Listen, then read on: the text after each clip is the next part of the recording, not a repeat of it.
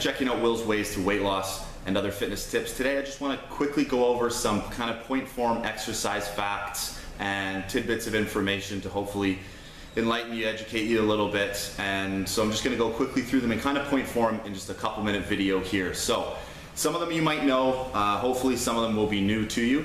Anyways, let's get started. So number one, and this is catered towards men. Men who regularly exercise, cardio, weights, all that sort of thing are 1/3 less likely to suffer from erectile dysfunction.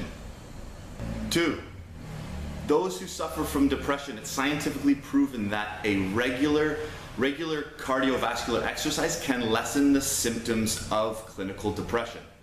Number 3, big one, spot reducing does not exist. I've touched on this in another video, and for those of you who don't know what spot reducing is, it's the idea, which is a myth, that doing an exercise and working a muscle underneath the fat is going to heat the muscle up and burn the fat that is surrounding it. And unfortunately, that is just not true. To give you an example would be somebody who thinks that doing sit-ups is going to heat up the abdominal muscle and burn the fat surrounding the stomach or the abs. Unfortunately, that's just not true.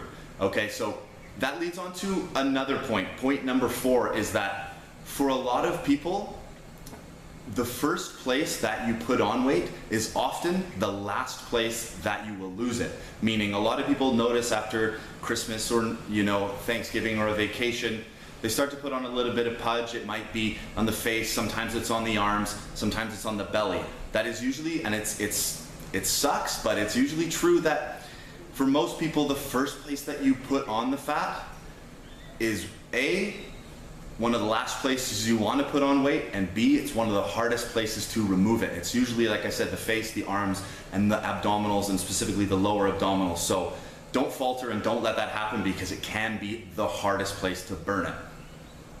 Number 5, more sweat does not equal more fat burning.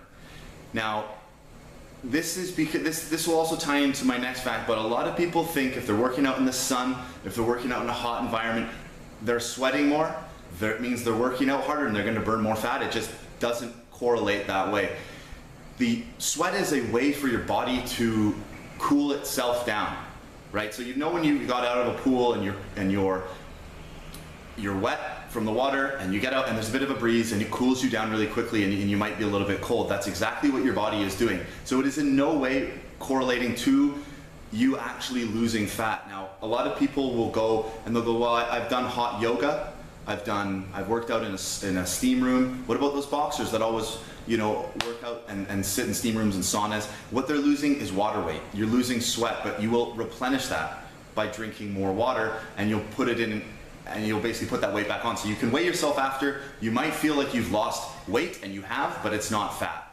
So that leads on to another point, which is yoga does not get you ripped. And hot yoga, because you're sweating a lot, does not necessarily mean you're burning fat.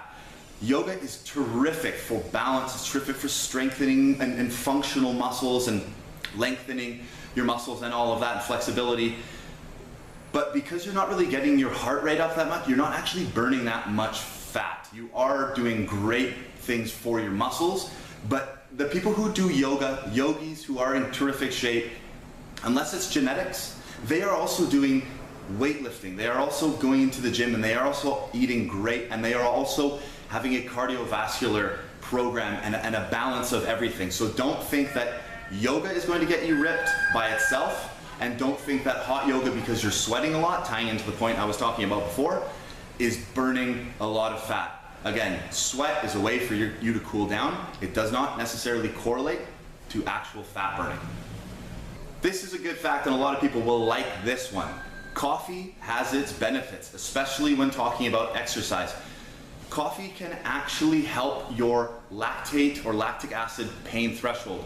If you've been on the bike and you're doing intervals, or you're on the last rep or something of an endurance set, you will feel that burn in your muscles where you feel you're slowing down, you can't really go any harder, you can't really go anymore, and you feel that pain in the muscles. That's lactic acid building up in your muscles. It's a byproduct of exercising, high intensity exercising. So what coffee can actually do is it can actually help you deal with that pain better and actually help you push farther, because you don't essentially feel the effect of the pain from the lactic acid buildup as much. It helps you with your pain, lactic acid pain threshold. So coffee, I know it's a huge industry and everybody loves it. It actually does have its benefits. And I just did my Insanity workout, had a cup of Joe before, and I swear by this stuff. I don't take pre-workouts, I don't take anything like that. They're great for you if that's your thing. I have a cup of coffee before I do any sort of workout. Time in the gym does not equal benefits. Now, let me explain that for a second. Obviously, if you're in the gym for an hour and a half and you're going hard and you're working intensely, yes, you will have benefits. But just simply the time in the gym itself is not going to get you to where you want to go. Because you can easily eradicate what you've done in the gym by eating crummy foods, by not getting enough rest, by drinking sugary drinks, by working out improperly, just doing workouts that aren't going to put you towards your goals. So don't think simply time in the gym is going to equal terrific benefits. You need to take a full, well-rounded approach to fitness. You need to understand diet, you need to understand training routines, you need to change things up, add more weight, try different things, keep your muscles guessing. It's about intensity and balance. So don't just think that going into the gym, lifting a few weights here and there, checking out Instagram is going to get you to where you want to go. Intensity equals benefits. A full, well-rounded approach equals benefits, not simply just time in the gym. Another thing, big does not necessarily equal strong. For a lot of people who see big guys, big broad-shouldered, big back, big legs, arms, whatever, it does not necessarily signify strength. Now, a lot of the times there are people who are very strong and obviously have very big muscles, but for those who don't know, there is a repetition range between about 8 to 12 repetitions where you can actually increase the size of a muscle without necessarily increasing the strength. It's known as hypertrophy. So don't always think that the big guy, the big girl is the strong girl. And also don't always think that lifting heavy and shooting for strength is going to equal large muscles as well. So you need to learn about strength, endurance, hypertrophy, power, all these different repetition ranges to make sure that you're training for your goals.